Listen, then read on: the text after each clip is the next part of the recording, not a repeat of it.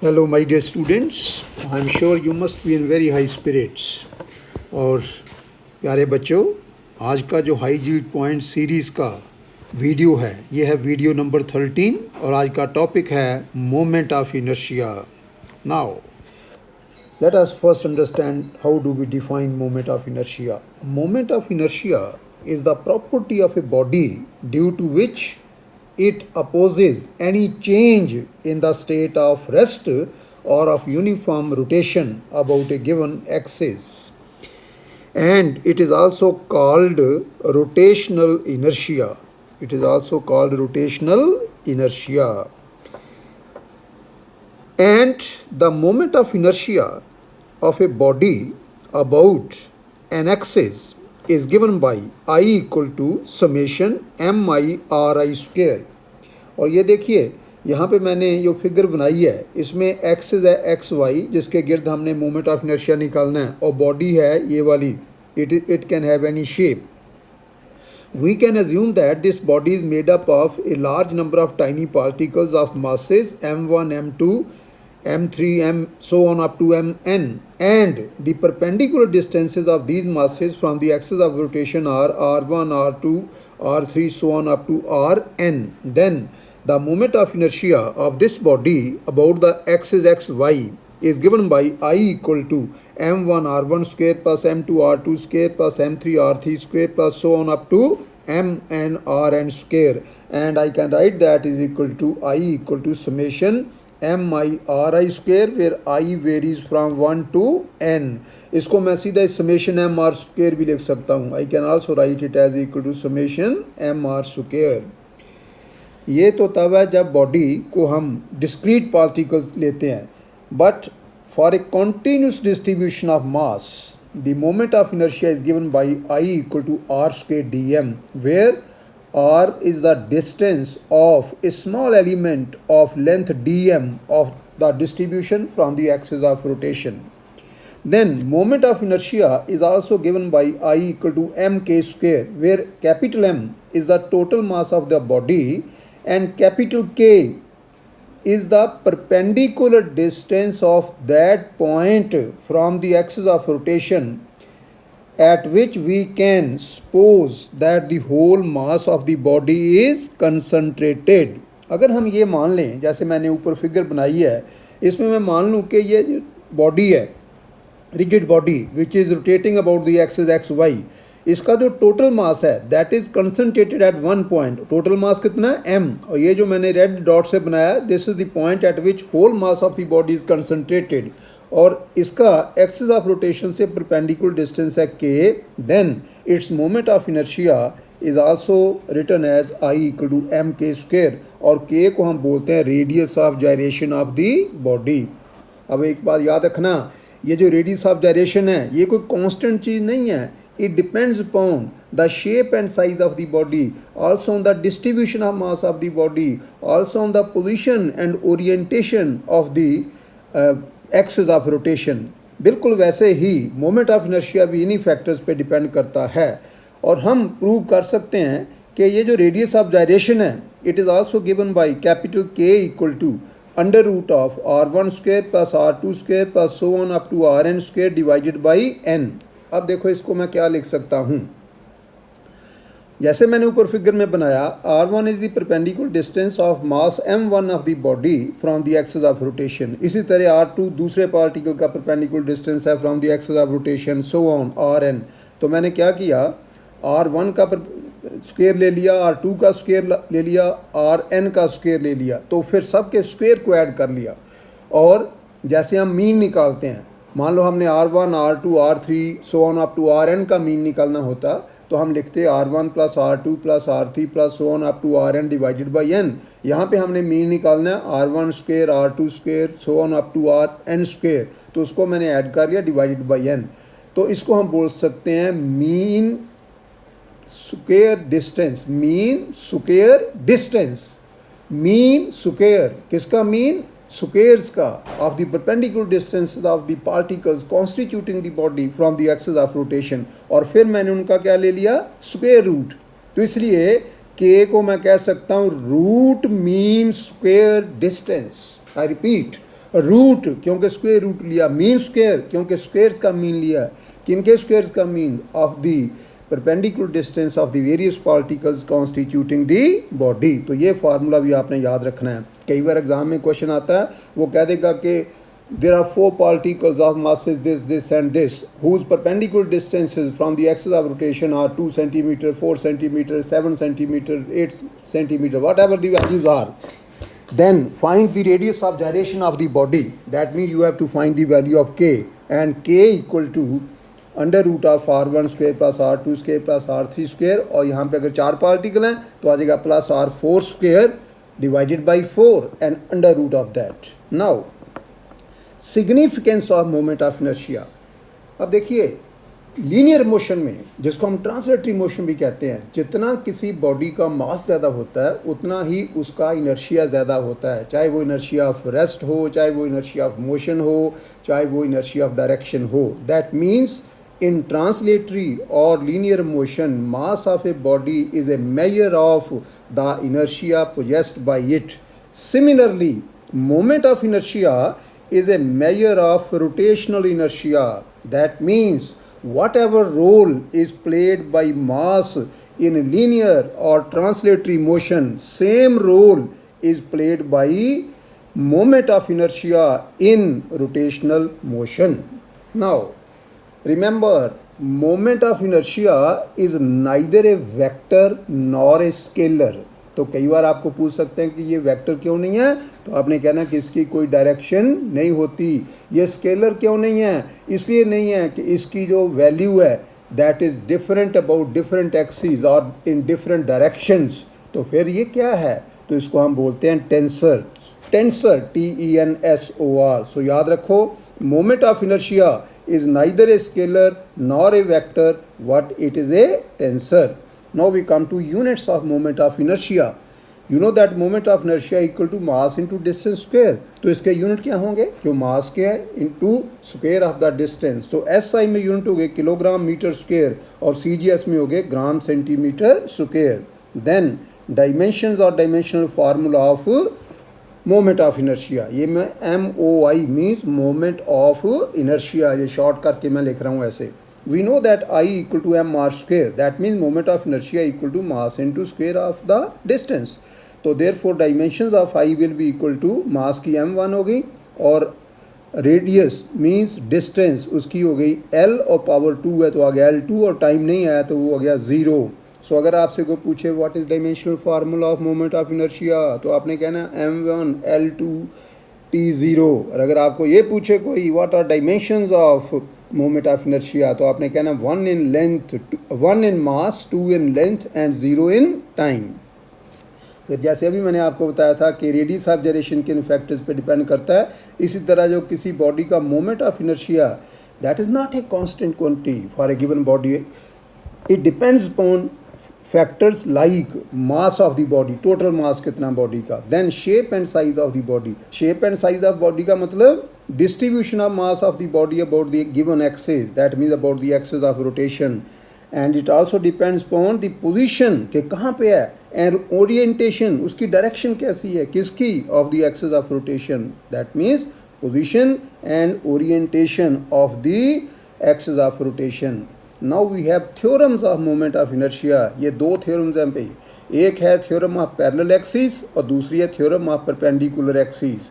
अब देखिए आपने याद रखना कि what is theorem of parallel axis. मान लो आपके पास ये रिजिड बॉडी है, ये जो मैंने रेड इंक से बनाई है, और XY is the axis about which we want to find its moment of inertia. तो मान लो इस बॉडी का about the axis XY moment of inertia capital I। अब आप क्या करो कि एक एक्सिस ड्रा करो जो कि इस बॉडी के सेंटर ऑफ ग्रेविटी से पास करे। और इससे पहले वीडियो में मैंने आपको बताया था कि सेंटर ऑफ ग्रेविटी किसी बॉडी का वो पॉइंट होता है, यहाँ पे हम मान सकते हैं कि उस बॉडी का टोटल वेट एक्ट कर रहा है और इस पॉइंट पे हम बॉडी को बैलेंस कर सकते हैं। सो हमने एक एक्सिस ड्रा करी AB which is parallel to the given axis XY and is passing through the centre of gravity, जिसको मैंने कैपिटल G लिखा यहाँ पे, of the body. Then the theorem of parallel axis says that the moment of inertia of this body about the axis xy, that is capital I, equal to the sum of its moment of inertia about the axis AB which passes through its center of gravity and is parallel to xy, उसका नाम मैंने रखा IG। और दूसरी चीज़ क्या लेनी है, product of mass of the body, ये कैपिटल M टोटल मास है बॉडी का। And what is D? It is the perpendicular distance between the two axis. So remember, the theorem of parallel axis states that the moment of inertia of a body about an axis or any axis equal to the sum of its moment of inertia about an axis passing through the center of gravity of the body and parallel to the given axis and the product of the mass of the body and the square of the distance, perpendicular distance between the two axes। ये हो गई theorem of parallel axis. ये numerical करने में हमारे बहुत काम आती है, बड़ी बार हमें यूज़ करनी पड़ती है, आर्टिकल्स करने में भी आती है। Then we have theorem of perpendicular axis. मान लो ये कोई रिजिड बॉडी है, ये जो मैंने बनाई, it can have any shape, जिसमें कि ओ को मैंने ओरिजिन ले लिया और these are the axis of coordinates, O X is X axis, O Y is Y axis and O Z is Z axis. Here the X axis and Y axis are in the plane of the body and the z axis it is perpendicular to the plane of the body। तो ये theorem कहती है कि अगर इस body का about x axis moment of inertia हो Ix, about y axis moment of inertia हो Iy और about z axis moment of inertia हो इसका Iz, then Iz equal to Ix plus Iy। लेकिन इसमें ध्यान रखना है कि ये जो दो एक्सिस हैं Ox और Oy, या एक दूसरे के आपस में कहाँ पे मिलती हैं, एट द पॉइंट O। और जो मैंने परपेंडिकुलर एक्सिस लेनी है z axis, that should also meet the body at the same point O। So this is the theorem of perpendicular axis. ये भी आपने अच्छी तरह याद कर लेनी है क्योंकि बहुत से मल्टीपल चॉइस करने में हमें इसको यूज़ करना पड़ता है। अब हम आएंगे कुछ बॉडीज़ के मोमेंट ऑफ इनर्शिया के हम फार्मूले याद करेंगे, क्योंकि अगर फार्मूला याद हो तो हम किसी बॉडी का मोमेंट ऑफ इनर्शिया बड़ी आसानी से निकाल सकते हैं। तो सबसे पहले है moment of inertia of a uniform ring of mass capital M and radius capital R। और जैसे मैंने अभी आपको बताया कि मोमेंट ऑफ इनर्शिया एक ही बॉडी का डिफरेंट एक्सिस के गिर्द डिफरेंट हो सकता है, तो इसलिए चाहे रिंग एक ही है लेकिन उसका मोमेंट ऑफ इनर्शिया पहले हम देखेंगे कि about an axis passing through its centre and perpendicular to its plane, इसको हम एक्सिस ऑफ द रिंग भी कहते हैं। और ये फार्मूला है mr²। m is the mass of the ring, r is the radius of the ring. Then about any diameter, कोई भी डायमीटर ले लो, वो आता है हाफ mr²। और इसको हम डिराइव करने में यूज़ करते हैं theorem of perpendicular axis. Then about any tangent in the plane of the ring, मतलब रिंग को टेंजेंट हो but it should lie in the plane of the ring, तो उसका मोमेंट ऑफ इनर्शिया होता है 3/2 mr²। इसके लिए हम यूज़ करते हैं थ्योरम ऑफ पैरेलल एक्सिस। और about a tangent perpendicular to the plane of the ring, ये होता है 2 mr²। इसमें भी हम यूज़ करते हैं थ्योरम ऑफ पैरेलल एक्सिस। तो ये आपने चारों फार्मूले याद कर लेने हैं।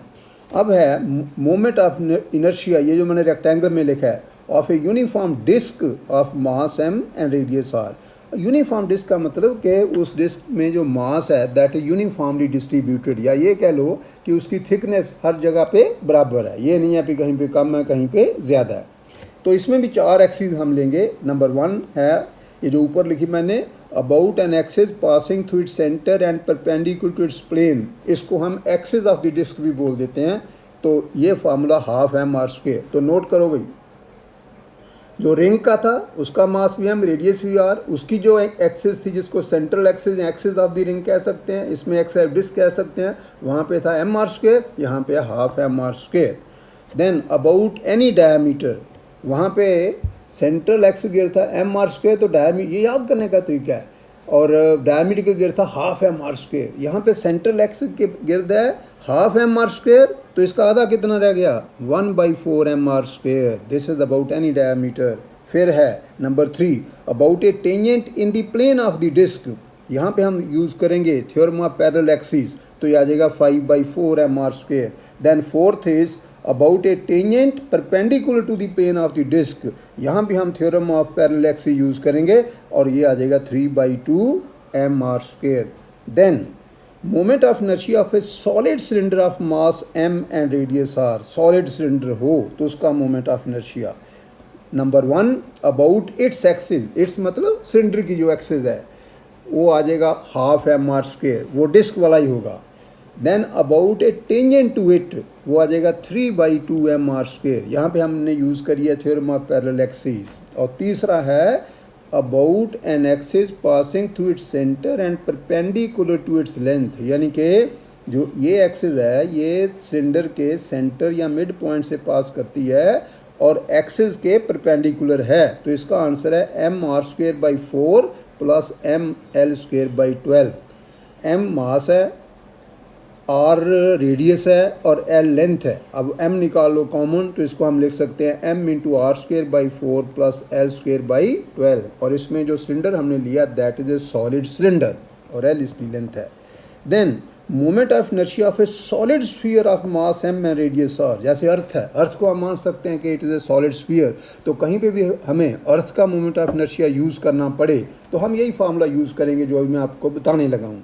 About any diameter the answer is 2/5 mr². So remember the moment of inertia of a solid sphere of mass m and radius r about its diameter is 2/5 mr²।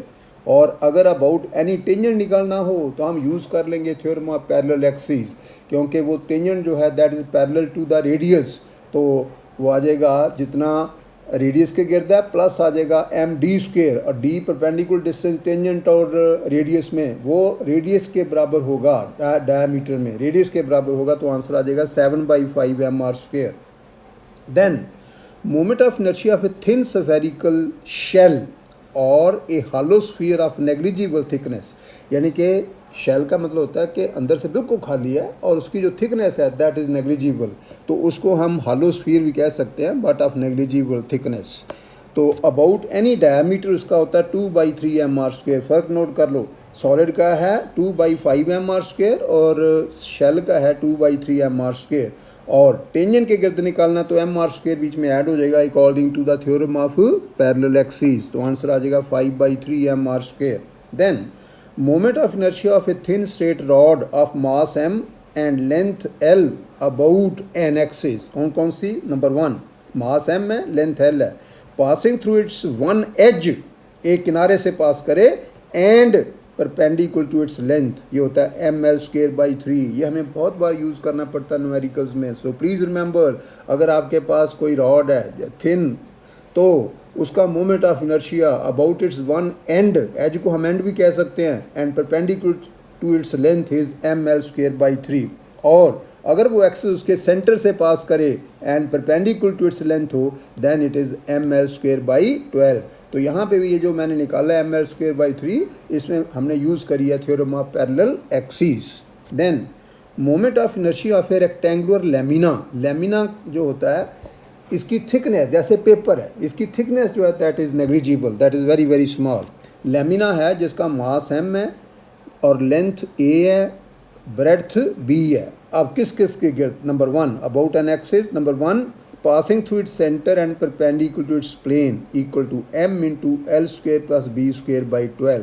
Number 2 passing through its center and parallel to its length, जब length के parallel है तो m b²/12 आएगा। Next जो है उसमें parallel to it's breadth है तो उसमें ml²/12 आ जाएगा।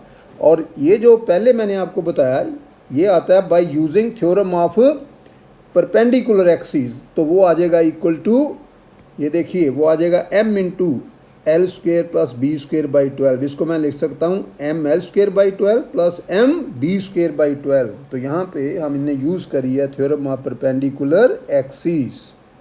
Then moment of inertia of a rectangular parallelepiped of mass m, length l, breadth b and thickness t about an axis passing through its center of mass and parallel to its number 1 length।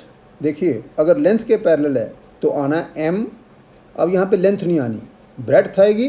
याद करने का तरीका m × b² plus t²/12, जैसे अभी ऊपर lamina के case में मैंने बताया about an axis passing through its centre and perpendicular to its plane. यहाँ वहाँ पे था m into L square plus B square by 12, यहाँ पे आ गया m into B square plus T square by 12। b breadth है, t थिकनेस है, m मास है। और अगर पैरेलल टू ब्रेड्थ है, अब इसमें ब्रेड्थ नहीं आएगी, लेंथ आएगी और थिकनेस आएगी। फार्मूला सेम है, m into L square plus T square by 12। और जब थिकनेस के पैरेलल है तो फिर थिकनेस नहीं आएगी, फिर आ जाएगा, बाकी देखो फार्मूला बिल्कुल सेम। ये याद करने का तरीका, m into L square plus B square divided by 12। समझ के याद करना है, बटा बिल्कुल नहीं लगाना। Then moment of an annular disc, आप पहले तो ये समझो को एनुलर डिस्क किसको बोलते हैं। एनुलर डिस्क होती है जो अंदर से खाली हो। तो अगर बिल्कुल भरी हुई है तो उसको हम पूरी डिस्क यूनिफॉर्म डिस्क कहेंगे, लेकिन अगर अंदर से खाली है थोड़ी तो उसको हम एनुलर डिस्क बोलते हैं। तो मान लो उस डिस्क का मास m है, इनर रेडियस r1 है और आउटर रेडियस r2 है। Then its moment of inertia about an axis passing through its centre and perpendicular to its plane.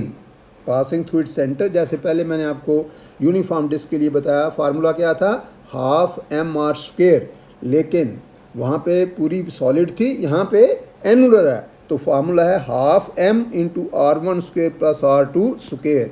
अब देखिए r1 इनर रेडियस है, और अगर वो बीच में से खाली नहीं है, यूनिफॉर्म है, तो r1 कितना हो गया, 0।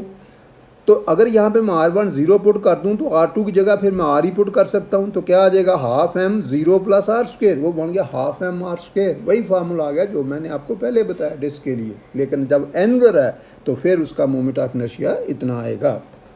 Then moment of inertia of a hollow cylinder, पहले मैंने आपको सॉलिड सिलेंडर के लिए बताया, अब हालो सिलेंडर पे आओ जिसका मास m है, लेंथ l है, इनर रेडियस r1 है, तो आउटर रेडियस उसका r2 है, हालो है अंदर से, तो इसलिए थोड़ा खाली है, तो इनर रेडियस उसका r1, outer r2। Number 1 about its axis, अगर आपको याद हो वहाँ पे आया था half m r square, disc वाला ही आया था, यहाँ पे आएगा बिल्कुल वही डिस्क, एनुअल डिस्क वाला, half m into r1 square plus r2 square. अगर वो सॉलिड होता तो r1 होता 0 और r2 की जगह हम r लिख देते, तो फिर वही फार्मूला आ गया हाफ m r स्क्वेयर। याद करने का तरीका। Number 2 about an axis passing through its midpoint and perpendicular to its axis, ये आता है m into r1 square plus r2 square by 4 plus l square by 12। अभी मैंने आपको जो बताया सॉलिड सिलेंडर के लिए अबाउट द सेम एक्सिस, वो था m into r square by 4 plus l square by 12। अब यहाँ पे क्योंकि वहाँ पे सॉलिड सिलेंडर था तो r1 0 था, तो r2 को r ले लिया, तो क्या आ गया, r1 स्क्वेयर 0 आ गया, r2 स्क्वेयर r स्क्वेयर आ गया, तो फार्मूला बन गया m into r square by 4 plus l square by 12। लेकिन क्योंकि यहाँ पे वो अंदर से खाली है तो इसलिए आ गया r1 स्क्वेयर। अब मैं जो आपको पॉइंट बताने लगा हूँ that is very very important. बहुत बार पूछते हैं कि जैसे डिस्क हो, कोई रिंग हो, सॉलिड स्फीयर हो, जिसका हमें मास पता है, रेडियस पता है, तो उसका आप रेडियस ऑफ जायरेशन निकालो अबाउट दिस एक्सिस। जैसे मैं एग्जांपल लेता हूँ कि एक सॉलिड स्फीयर है जिसका रेडियस है r और मास m है, तो बताओ उसका जो रेडियस ऑफ जायरेशन है अबाउट इट्स डायमीटर वो कितना होगा। तो ये जनरल मेथड आप समझ लो कि पहले तो आप उस बॉडी के moment of inertia about the given axis का फार्मूला लिख लो। तो आई होता है इक्वल टू, सॉलिड स्फीयर के केस में मैंने अभी आपको बताया, इट इज़ 2/5 mr स्क्वायर। अब मैंने ये अबाउट डायमीटर है, मैंने क्या करना है कि सॉलिड स्फीयर का रेडियस ऑफ जायरेशन निकालना है अबाउट डायमीटर, तो इसको लिख दो mk स्क्वायर। तो किसी भी बॉडी के लिए हम उसका moment of inertia about the given axis लिखेंगे और उसको पुट कर देंगे equal to mk square. m से m कैंसिल हो गया, देयरफॉर k स्क्वायर आ गया 2/5 r स्क्वायर, और you can say that k equal to under root of 2/5 और r स्क्वायर का अंडर रूट आ गया r, 2/5 इंटू r आ गया। अब आपको अगर रेडियस दे रखा उसका सॉलिड स्फीयर का, उसकी वैल्यू पुट कर दो, you can find what is the radius of gyration of the solid sphere about its diameter. So that's all for today. I hope you must have enjoyed my lecture. तो प्यारे बच्चों, ये मेरे आप channel को subscribe कर लो और bell icon का बटन भी दबा दो ताकि जब भी मैं वीडियो डालूं आपको उसकी नोटिफिकेशन मिल जाए एकदम और आप इसका पूरा फ़ायदा उठा सकें। तो stay home, stay safe. Thank you very much.